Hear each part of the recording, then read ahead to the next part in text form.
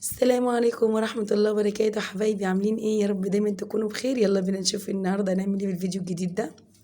بسم الله الرحمن الرحيم. معانا كيس نشا، كيس بيكنج باودر، كيسين فانيليا، كيس كيك شيف، نص كيلو دقيق. ويلا بينا نشوف هنعمل ايه. 3 حبات من البيض نحطهم في الخلاط.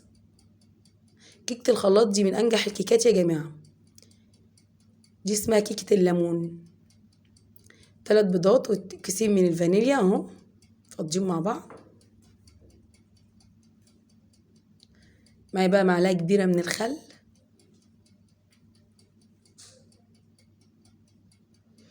وهنضربهم ضربة بقى ايه كده مع بعض سريعة.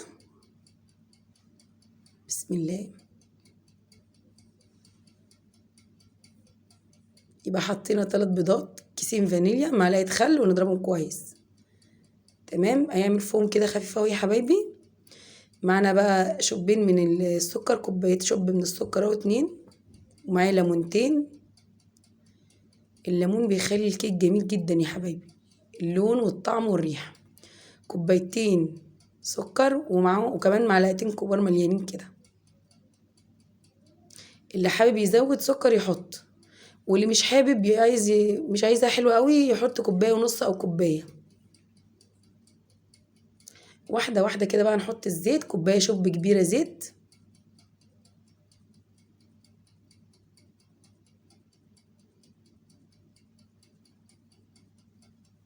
اضربهم كده اهو. انا حاطة اللبن على النار يغلي، هجيبه. بسم الله. اهو اللبن بيغلي، حط كوباية كده.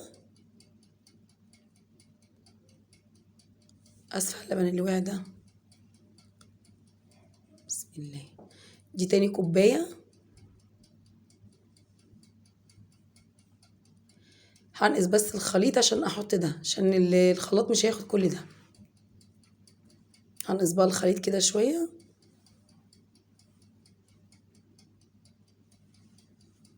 حبايب قلبي، اللي يتفرج على الفيديو وعجبه يعمل لي لايك.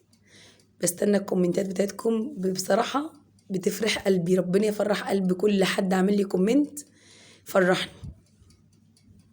كلكم ذوق يا جماعة والله. حطينا بقى ايه اللبن، تاني كوباية لبن اهي، وعليها الليمون. عايزة تكتري في الليمون عن كده مفيش مشكلة. نزل بقى الخليط في البول اهو.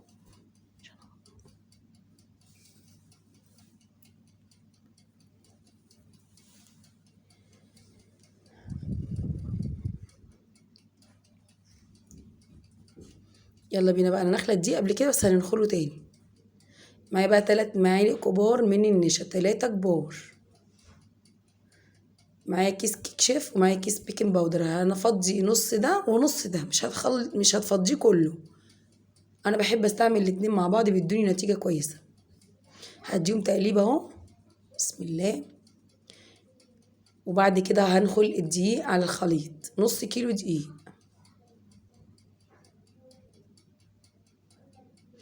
حبة بحبة يا حبايبي، مش كلهم مرة واحدة.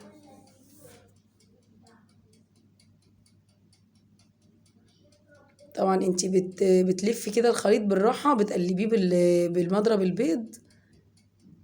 اتجاه واحد يا حبايبي، اتجاه واحد، ما تعكسيش. اللهم صل وسلم على سيدنا محمد وعلى آله وأصحابه أجمعين. صلوا على النبي يا حبايب قلبي، تكسبوا طبعا. اللهم لا حول ولا قوة إلا بالله العلي العظيم. اللهم لا حول ولا قوة إلا بالله العلي العظيم. طول ما انت بتعملي حاجتك وفي بقك لا حول ولا قوة إلا بالله العلي العظيم، حولكوا كتير. وصلوا على النبي، الحاجة هتطلع جميلة معاكم. اللهم بارك. طبعا أنا بحط لبن تاني مفيش مشكلة، لما بلاقي اللي الخليط تقيل بحط لبن. مش عايزينه تقيل ومش عايزينه خفيف، مظبوط قوام الكيك مظبوط. أنا هنا كده لقيته تقيل، هحط لبن. بلم بس كده الحروف عشان مبقاش فيها دقيق وتكتلات.